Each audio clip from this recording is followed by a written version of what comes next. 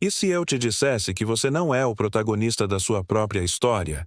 Que tudo o que você faz, amar, odiar, cooperar ou competir, pode ser apenas o reflexo de um plano silencioso, antigo e invisível dos seus genes?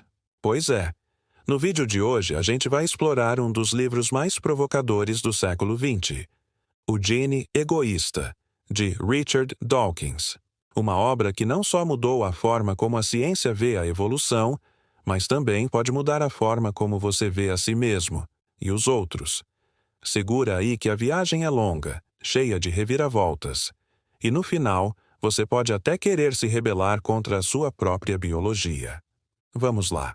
A ideia central do Dawkins é simples e, ao mesmo tempo, perturbadora. Os genes são os verdadeiros protagonistas da vida.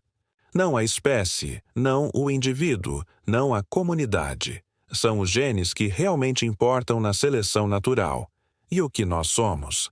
Apenas veículos, recipientes temporários, feitos para manter esses genes vivos e em movimento. Ele diz que somos, literalmente, máquinas de sobrevivência. Robôs programados para proteger as moléculas egoístas chamadas genes. Acha exagero? Espera só para ver. Imagine a evolução como um grande jogo. Um jogo onde o objetivo não é ser o mais forte ou o mais bonitão, e sim o mais replicável. Ou seja, o gene que conseguir se copiar melhor vai dominar. Vai permanecer no jogo por milhões de anos. E como ele faz isso?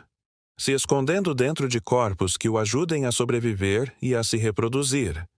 Esses genes não têm consciência, nem intenções. Mas os efeitos que eles provocam fazem parecer que eles são incrivelmente estratégicos.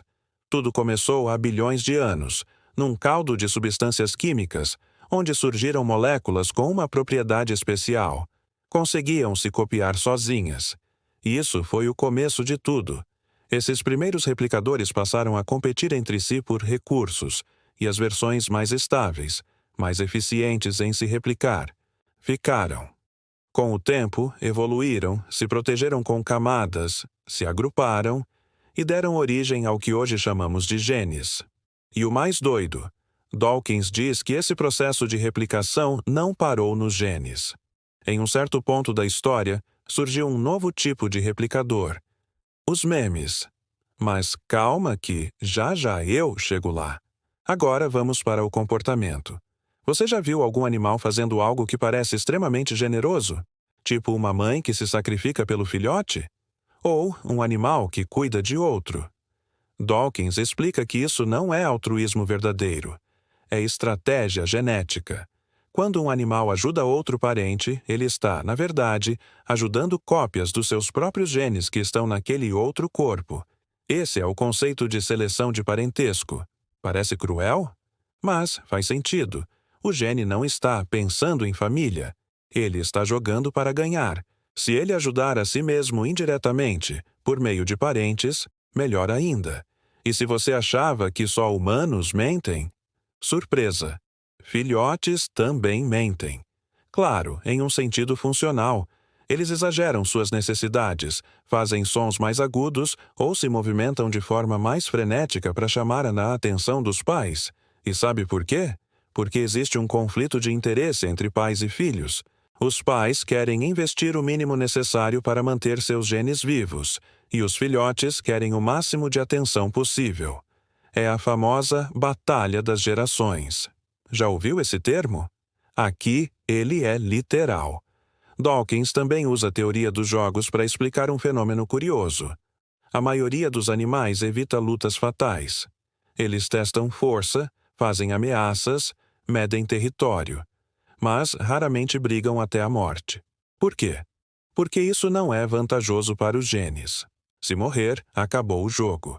Então surgem as chamadas estratégias evolutivamente estáveis, comportamentos que funcionam bem em grupo e se mantêm ao longo do tempo, porque não são facilmente derrubados por estratégias rivais.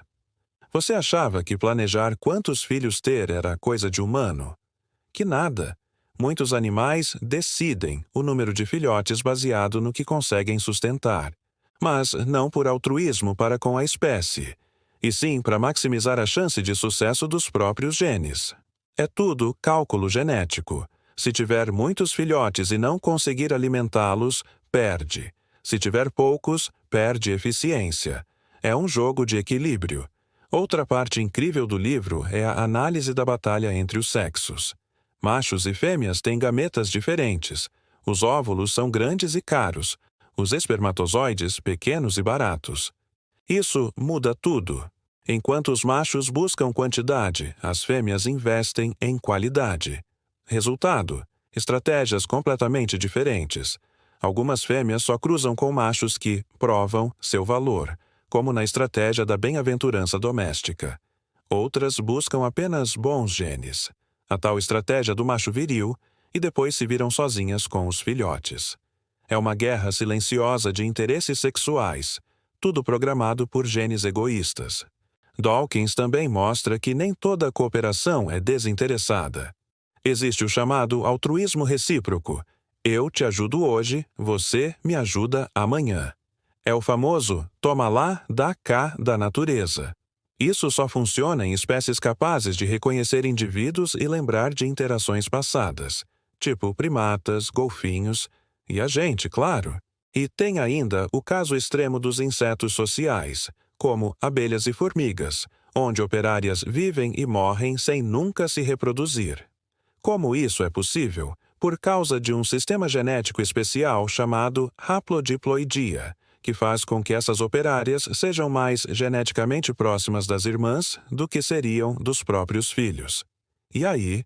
Os genes venceram de novo. Lembra que eu falei de memes? Dawkins propõe que a cultura também tem seus replicadores. Memes são ideias, comportamentos, modas, músicas, religiões, que se espalham como genes, competindo por espaço nos cérebros humanos. Um jingle que você não consegue tirar da cabeça? Um bordão de série que você repete? Um desafio do TikTok? Tudo isso são memes.